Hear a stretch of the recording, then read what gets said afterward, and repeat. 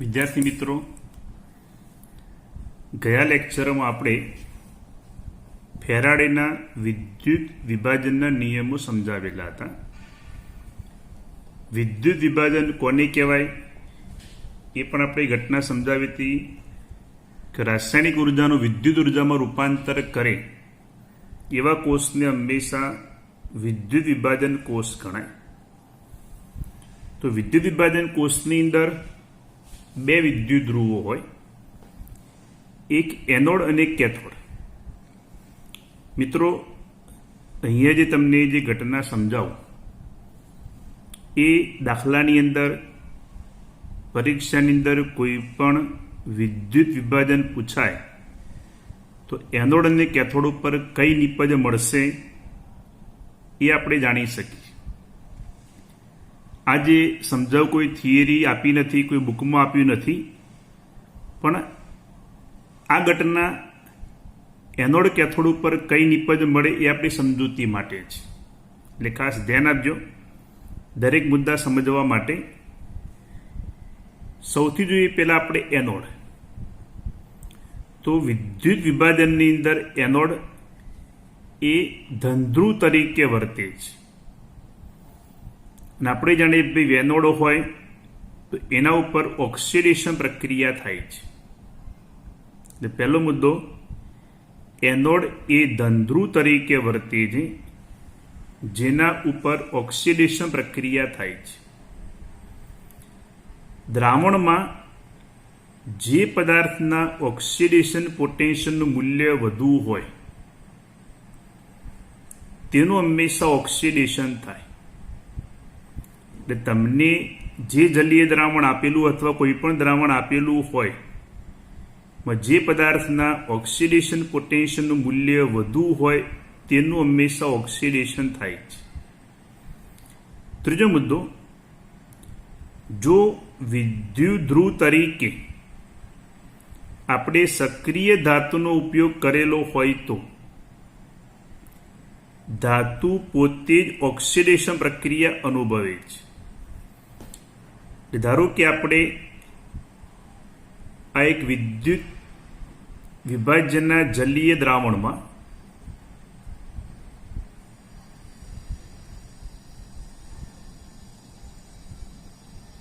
Anode અને cathode આપણે ડુબાડીએ છીએ.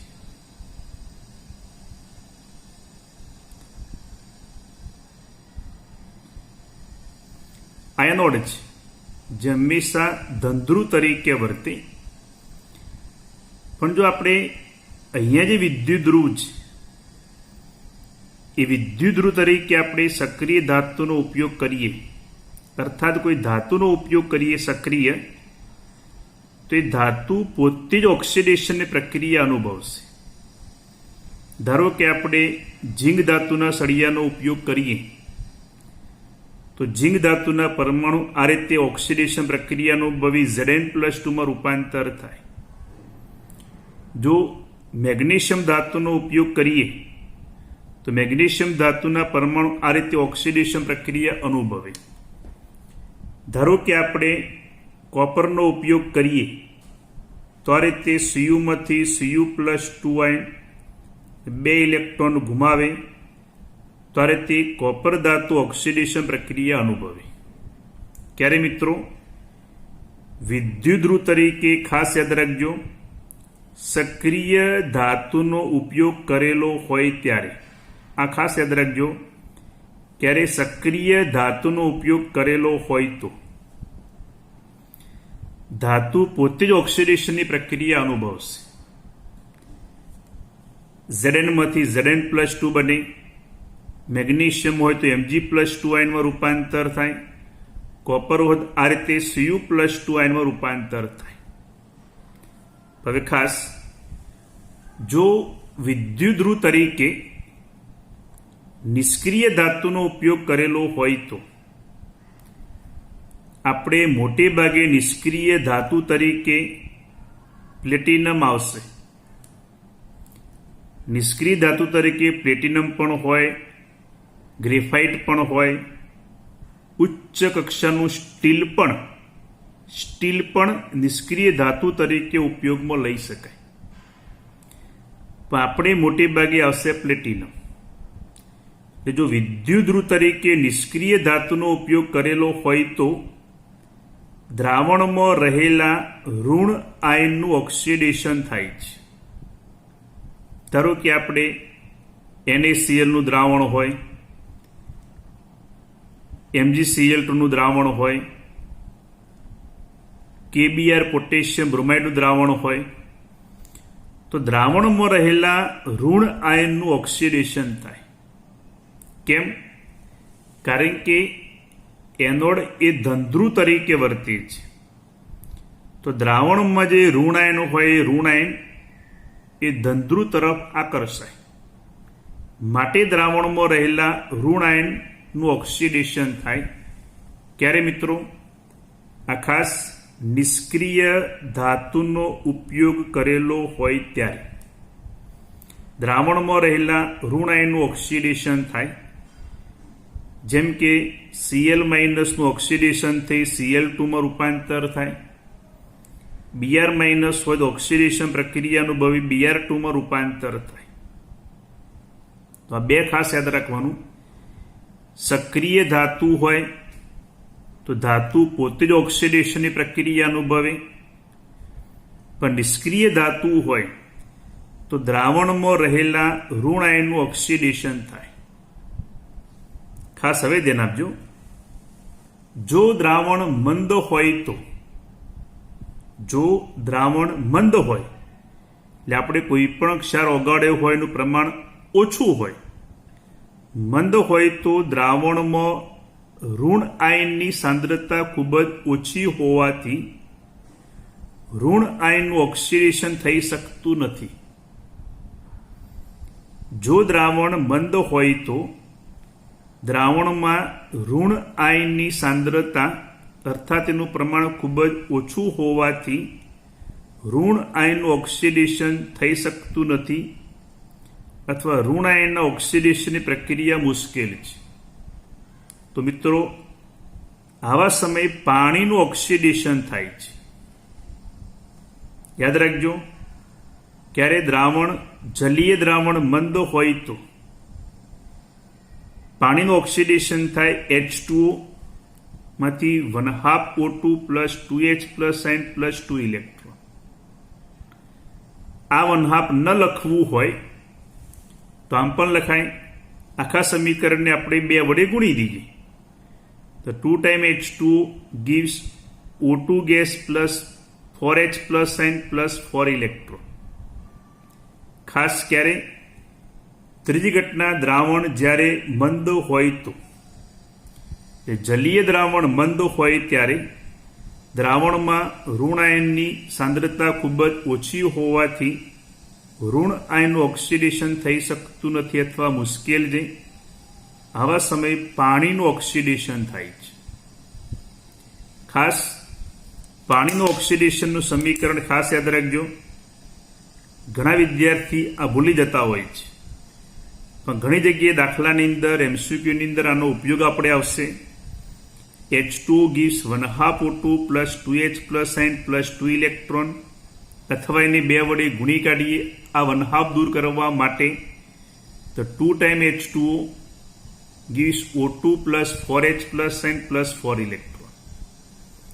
છેલ્લો મુદ્દો, જો જલીય દ્રાવણમાં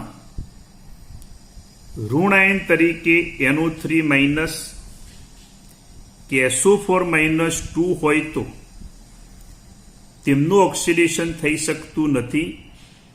આ સમયે પાણીનું ઓક્સિડેશન થાય છે.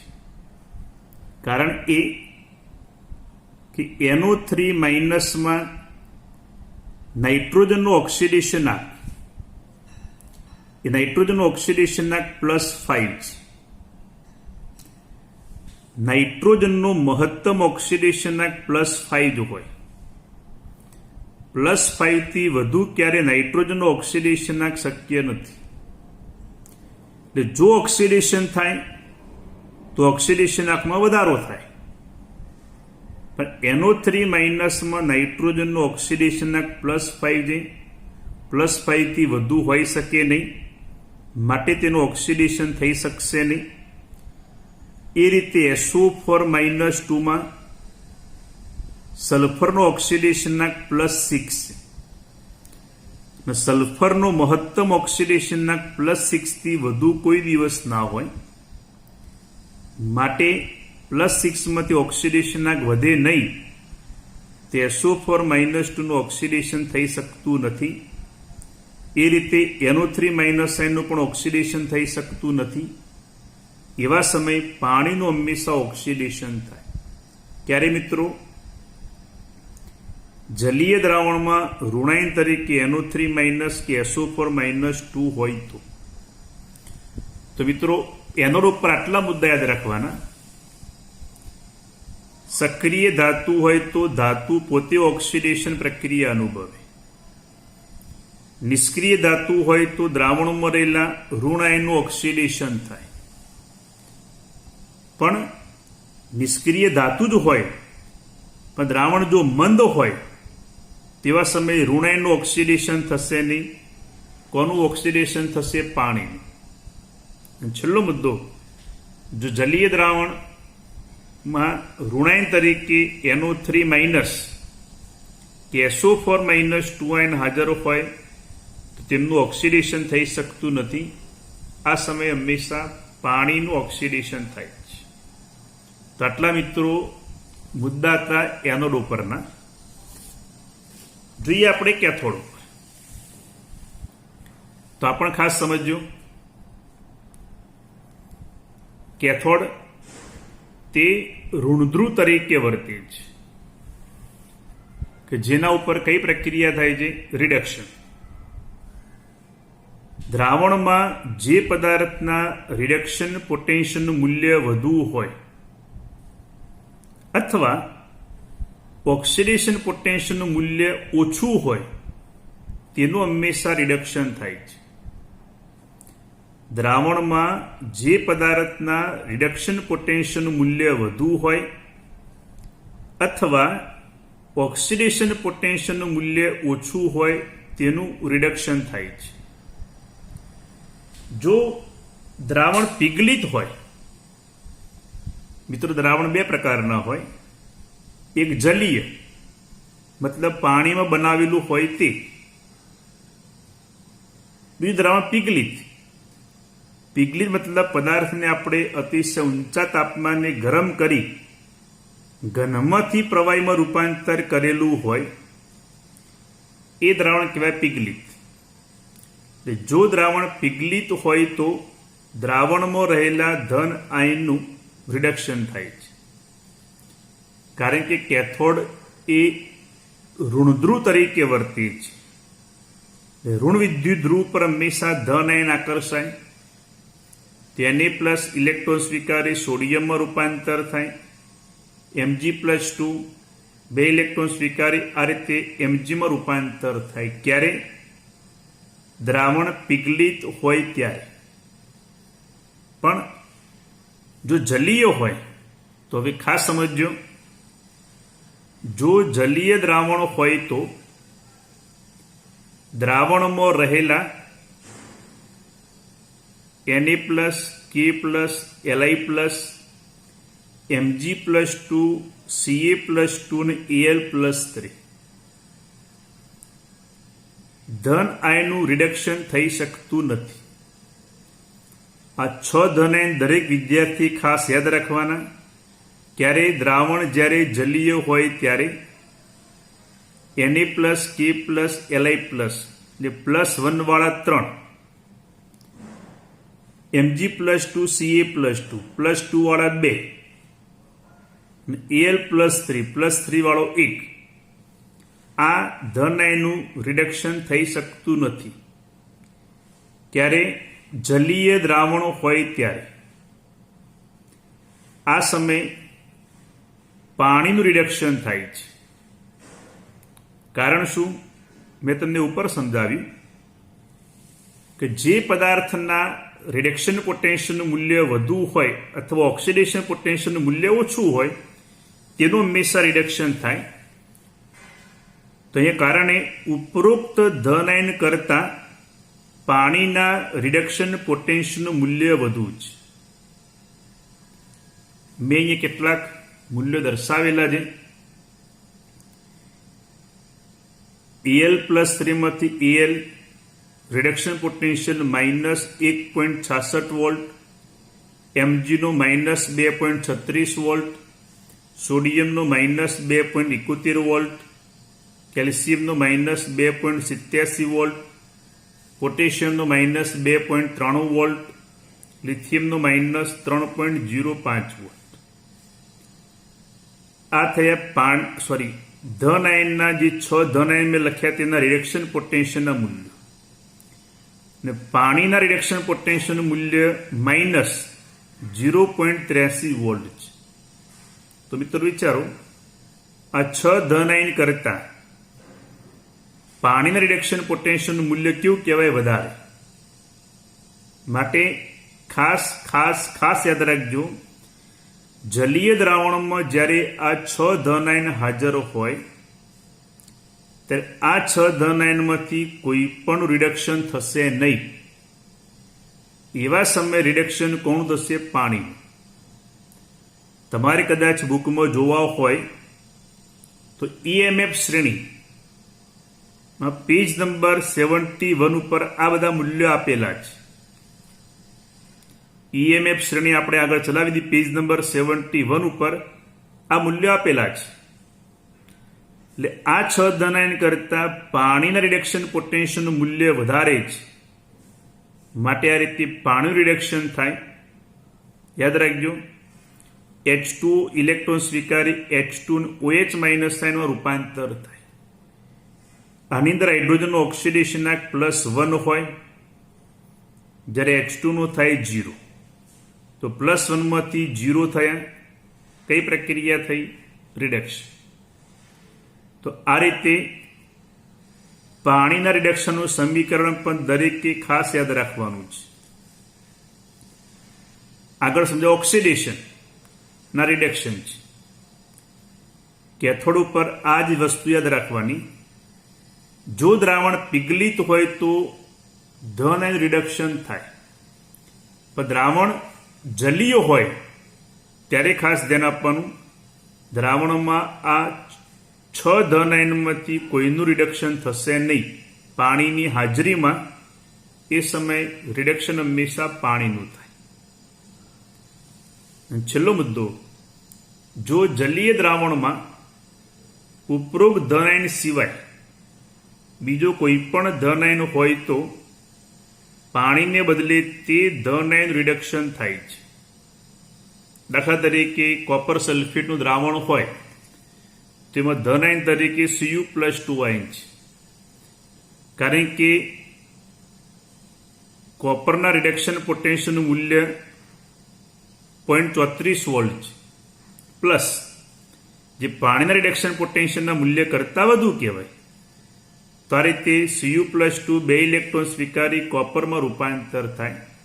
આ રીતે કોપરનું રિડક્શન થશે. મિત્રો, એનોડ અને કેથોડ દાખલાની અંદર ખાસ એનો ઉપયોગ આવશે.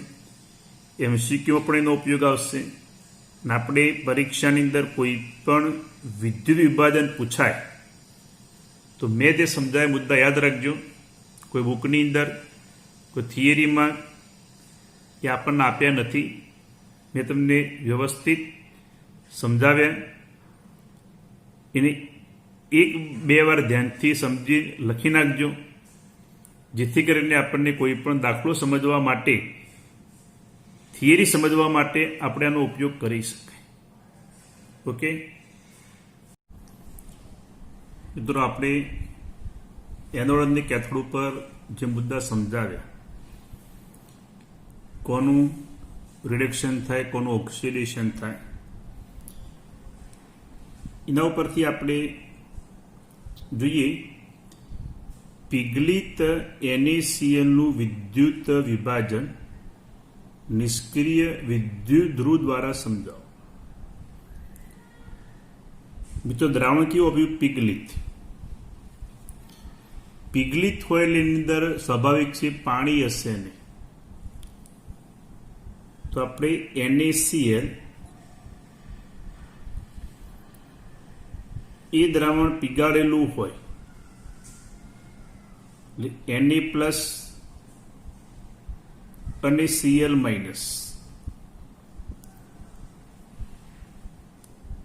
હવે આપણે વિદ્યુત વિભાજન એનોડ ઉપર, મિત્રો એનોડ ઉપર કઈ પ્રક્રિયા થાય? ઓક્સિડેશન. ઓક્સિડેશન કોનું થાય? દ્રાવણમાં રહેલા ઋણાયન, કારણ કે એ નિષ્ક્રિય વિદ્યુત ધ્રુવ છે. ઋણાયન કયા? Cl-. તો Cl- નું ઓક્સિડેશન થઈ સમરૂપાંતર થાય Cl2 અને ઇલેક્ટ્રોન ગુમાવશે. Cl2 અહીંયા 1, તો આપણે અહીંયા 1/2 વડે ગુણી કાઢી.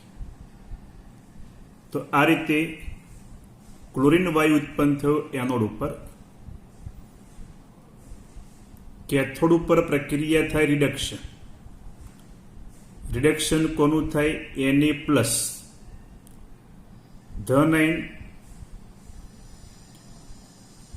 ઇલેક્ટ્રોન સ્વીકારી આ રીતે સોડિયમ ધાતુમાં રૂપાંતર થાય. કારણ કે દ્રાવણ અહીંયા પીગલિત છે, પીગલિત હોય એની અંદર પાણી હશે નહીં, તો Na+ આ રીતે ઇલેક્ટ્રોન સ્વીકારી સોડિયમ ધાતુમાં રૂપાંતર થશે. તો આ રીતે પીગલિત NaCl નું વિદ્યુત વિભાજન નિષ્ક્રિય વિદ્યુત ધ્રુવ દ્વારા કરવામાં આવે તો એનોડ ઉપર Cl2 વાયુ અને કેથોડ ઉપર સોડિયમ ધાતુ મળશે. ક્લિયર મિત્રો? એનોડ ઉપર કયો વાયુ? Cl2 અને કેથોડ ઉપર શું મળશે આપણને? સોડિયમ ધાતુ. હવે ખાસ જલીય NaCl નું વિદ્યુત વિભાજન નિષ્ક્રિય વિદ્યુત ધ્રુવ દ્વારા સમજાવો. જલીય દ્રાવણ છે એટલે એની અંદર પાણી હોય, તો આપણે NaCl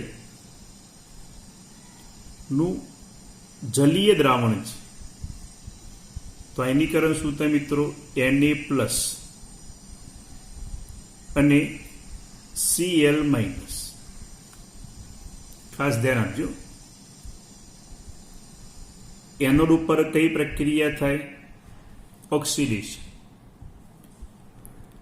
જલીય દ્રાવણ છે તો પાણી પણ હશે અને Cl- આયન પણ છે. મિત્રો મેં તમને આગળ જે મુદ્દા સમજાય તે લખાયું હતું. જલીય દ્રાવણ એ મંદ હોય તો ઋણાયનનું ઓક્સિડેશન ના થાય. કોનું થાય? પાણી. પણ અહીંયા મંદ શબ્દ વાપર્યો નથી, માટે દ્રાવણમાં રહેલા ઋણાયન Cl- નું ઓક્સિડેશન થઈ આ રીતે Cl2 માં રૂપાંતર થાય, ઇલેક્ટ્રોન ગુમાવશે. ક્લોરીનની સંખ્યા 2, તો આપણે અહીંયા 2 વડે ગુણીએ તો Cl2 વાયુમાં રૂપાંતર થાય, આ રીતે 2 ઇલેક્ટ્રોન છૂટા પડે. પાણીનું ઓક્સિડેશન થતું નથી. ખાલી અહીંયા તમને સમજાવી દઉં કે પાણીના ઓક્સિડેશન પોટેન્શિયલનું મૂલ્ય +1.23 વોલ્ટ છે અને ક્લોરીન માટે ક્લોરીનના ઓક્સિડેશનનું મૂલ્ય એ 1.36 વોલ્ટ છે. તો આગળ મેં લખાયું હતું જેના ઓક્સિડેશન પોટેન્શિયલનું મૂલ્ય વધુ હોય એનું હંમેશા ઓક્સિડેશન થાય. તો પાણીના ઓક્સિડેશન પોટેન્શિયલના મૂલ્ય કરતાં ક્લોરીનના ઓક્સિડેશન પોટેન્શિયલનું મૂલ્ય વધારે છે, માટે અહીંયા ક્લોરીનનું ઓક્સિડેશન થશે. કેથોડ ઉપર પ્રક્રિયા કઈ થાય? રિડક્શન.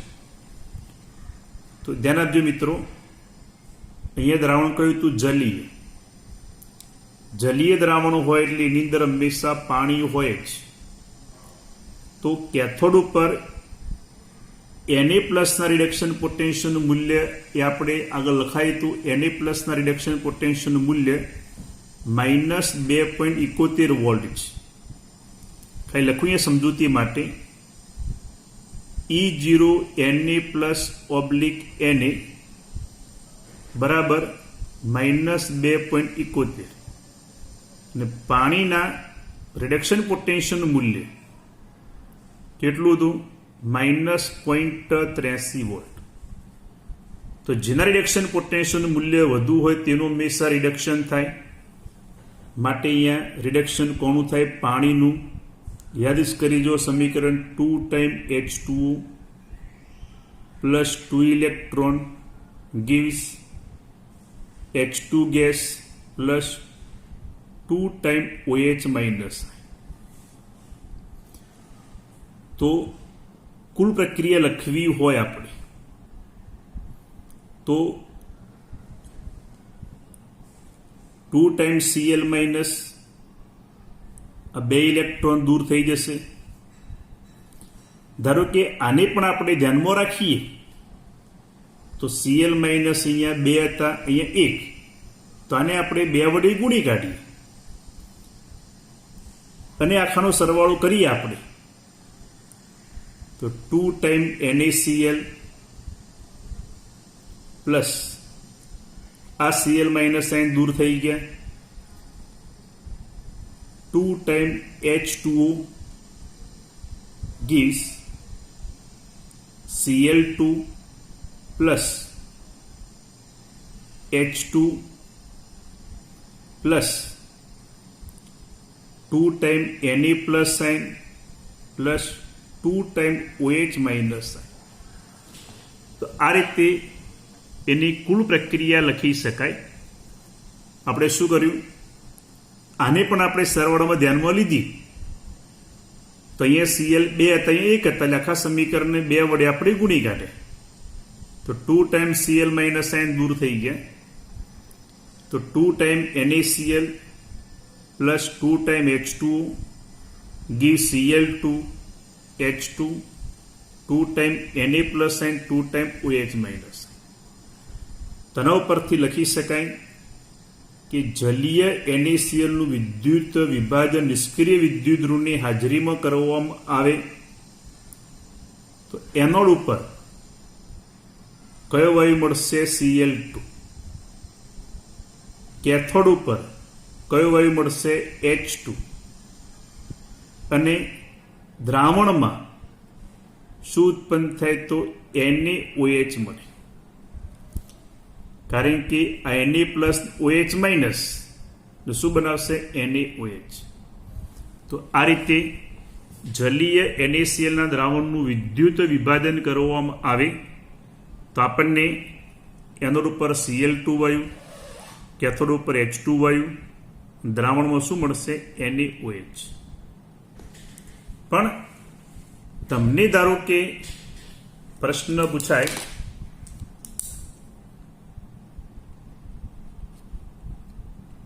કે મંદ જલીય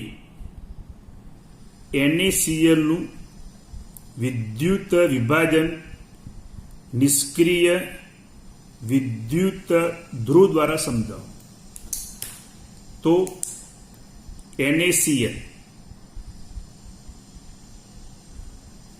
gives Na plus sign plus Cl minus sign. મિત્રો અહીંયા દ્રાવણ કેવું થયું? મંદ. જો મેં લખાય તો મંદ દ્રાવણો હોય તો ઋણાયનની સાંદ્રતા ખૂબ જ ઓછી હોય. ઋણાયનની સાંદ્રતા ખૂબ જ ઓછી હોય તો ઋણાયનનું ઓક્સિડેશન થઈ શકતું નથી. કોનું ઓક્સિડેશન થાય કરો મિત્રો? પાણી. તો પાણીના ઓક્સિડેશનનું સમીકરણ હતું H2O gives 1/2 O2 gas plus 2H plus sign plus 2 electron. અને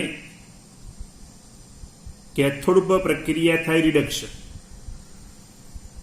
તો મિત્રો રિડક્શન જલીય દ્રાવણ છે. જલીય દ્રાવણ હોય તો Na+ સાયનનું રિડક્શન થઈ શકતું નથી. મિત્રો મેં ખાસ તમને આગળના મુદ્દાઓમાં લખાયું હતું કે જ્યારે જલીય દ્રાવણ હોય ત્યારે તમારે 6 ધન આયન યાદ રાખવાના. કયા 6 ધન આયન હતા? તો પ્લસ વાળા 3 યાદ કરી દો. કયા? Li+, K+, Na+. +2 વાળા 2 કયા હતા? Mg+2, Ca+2. અને +3 વાળો 1 કયો? Al+3. તો પાણીની હાજરીમાં એમનું રિડક્શન થઈ શકશે નહીં. કેમ? એ ઘટના આપણે આગળ સમજાવી હતી. રિડક્શન કોનું થાય? પાણીનું. તો 2 time H2O plus 2 electron gives H2 gas plus 2 time OH minus. તો આનો કરી દઈએ આપણે સરવાળો. તો 2 1 3 3 time H2O gives 1/2 O2 plus H2 plus 2H plus sign 2 time OH minus sign. તો 2 time H2O થાય. આ બે આપણે દૂર કરી દઈએ. તો H2O gives 1/2 O2 plus H2. તો મંદ જલીય NaCl નું વિદ્યુત વિભાજન નિષ્ક્રિય વિદ્યુતઋણની હાજરીમાં કરીએ તેનોડ ઉપર O2 વાયુ અને કેથોડ ઉપર H2 વાયુ મળે. આમ એનોડ કેથોડ બંને જગ્યાએ પાણી જ પ્રક્રિયામાં વપરાયું. લખી શકાય મંદ જલીય NaCl નું વિદ્યુત વિભાજન એ વાસ્તવમાં કોનું કહેવાય? પાણીનું વિદ્યુત વિભાજન ગણી શકાય. યાદ રાખજો, મંદ જલીય NaCl નું વિદ્યુત વિભાજન એ વાસ્તવમાં પાણીનું વિદ્યુત વિભાજન ગણાય. કારણ કે એનોડ કેથોડ બંને જગ્યાએ પાણી જ પ્રક્રિયામાં વપરાય છે. તો આ રીતે વિદ્યુત વિભાજનની ઘટના થઈ. હજી આપણે એક વિદ્યુત વિભાજન જોઈએ.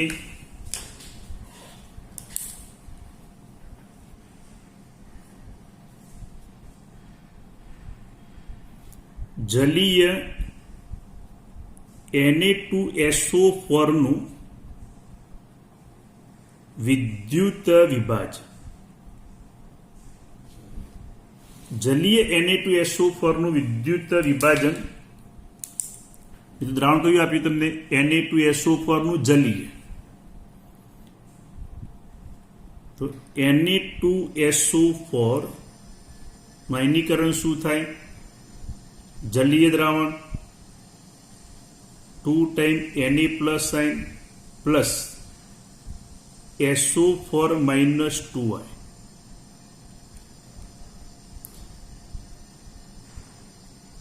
એનોડ ઉપર કઈ પ્રક્રિયા થાય? ઓક્સિડેશન. તો SO4 minus 2 છે. SO4 minus 2 નું ઓક્સિડેશન થઈ શકશે નહીં. કેમ? અહીંયા સલ્ફરનું ઓક્સિડેશનના +6 થી વધશે નહીં. તો અહીંયા જલીય દ્રાવણ છે તો એનોડ ઉપર પાણીનું ઓક્સિડેશન થાય. H2O gives 1/2 O2 gas plus 2H plus sign plus 2 electron. Cathode ઉપર પ્રક્રિયા થાય રિડક્શન. મિત્રો જલીય દ્રાવણ છે. જો જલીય દ્રાવણ હોય તો યાદ કરીજો Na+ નું રિડક્શન થાય કે ના થાય? તો ના થાય. કારણ કે પાણીની હાજરીમાં મેં તમને કીધા 6 ધન આયન રિડક્શન થશે નહીં. રિડક્શન થાય પાણીનું 2 time H2O plus 2 electron gives H2 gas plus 2 time OH minus. તો આનો કરી દઈએ આપણે સરવાળો. તો 2 1 3 3 ટાઈમ H2O gives 2 ઇલેક્ટ્રોન દૂર થઈ ગયા, 1/2 O2 gas plus H2 gas plus 2H plus and 2 time OH minus, તો 2 ટાઈમ H2 લખાય કે નહીં, દૂર થાય, એક વધે, માટે H2O gives 1/2 O2 gas plus H2 gas. આમ જલીય Na2SO4 નું વિદ્યુત વિભાજન પણ કોનું ગણી શકાય? પાણીનું વિદ્યુત વિભાજન. એ તો MCQ માં પૂછાઈ શકે કે જલીય Na2SO4 ના વિદ્યુત વિભાજનથી કેથોડ ઉપર નીચેનામાંથી કઈ નિપજ મળશે, અથવા એનોડ ઉપર નીચેનામાંથી કઈ નિપજ મળશે. તો એવા MCQ ની અંદર આવા પ્રશ્નો પરીક્ષાની અંદર પૂછાઈ શકે. ખાસ આપણે હવે જોઈએ સાંદ્ર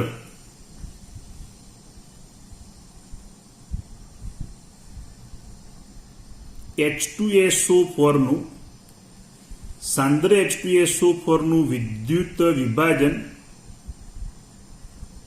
નિષ્ક્રિય વિદ્યુત ધ્રુવ વડે. ક્યારે? સાંદ્ર H2SO4 એસિડ છે મિત્રો, ખાસ ધ્યાન. અત્યાર સુધી આપણે શું સમજાય? ક્ષાર હતા, એસિડ છે, સાંદ્ર H2SO4 છે.